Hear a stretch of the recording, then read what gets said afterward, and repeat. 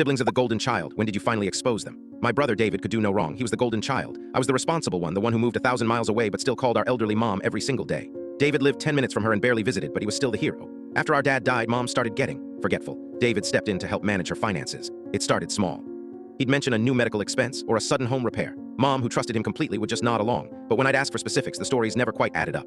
The $4,000 roof repair was for a leak I couldn't find on my next visit. The expensive new medication was one her doctor had never heard of. I knew he was stealing from her, but I had no proof. Mom was in denial, and David was a master manipulator. Anytime I questioned him, he'd turn it around on me. You're just trying to cause trouble because you're jealous. You're upsetting mom with your paranoia. Direct confrontation was a dead end. He had her isolated, and he was her gatekeeper. If I was going to expose him, I couldn't attack him head-on. I had to use his own greed against him. I had to build a trap. I spent a week crafting the perfect story. I called my mom, knowing David monitored her calls. I told her I'd been going through some of Dad's old papers and found a letter. In the letter, Dad mentioned a family emergency fund he'd hidden away years ago. It wasn't cash. It was a small collection of our great-grandmother's jewelry and some rare stamps, hidden in a safe deposit box at a small independent bank in a town 300 miles away. I made it sound incredibly valuable, mentioning a specific rare blue diamond I'd read about. It was all a lie, of course.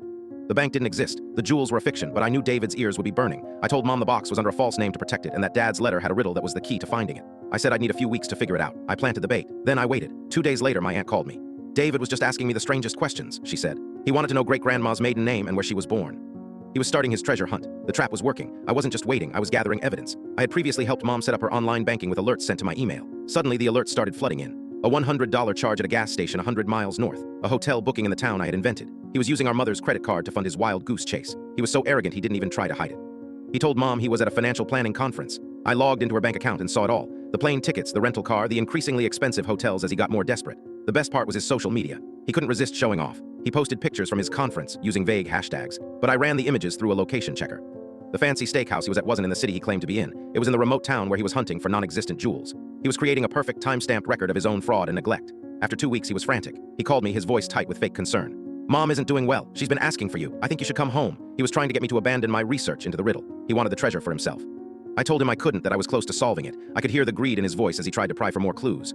The final piece of evidence came from Mom herself. She called me crying. David hadn't been home in days. Her power had been turned off because he'd forgotten to pay the bill with her money. That was it. I had everything. I compiled it all into a single, devastating file. The credit card statements, the location-tagged photos, the recorded phone calls where he lied about his whereabouts, the notice from the power company. I sent it all to Adult Protective Services and to the lawyer handling my parents' estate. I didn't even have to confront him. The system did it for me. The call I got from the estate lawyer was short and sweet. David had been removed as Mom's power of attorney, and an investigation into elder financial abuse had been opened. His care expenses were revealed to be nothing more than theft. When the will was finally read, my father, a smarter man than David ever gave him credit for, had included a clause. Any beneficiary found to have acted in a financially predatory way towards the other would be immediately and completely disinherited. My brother's treasure hunt for fake jewels cost him a very real 7-figure inheritance.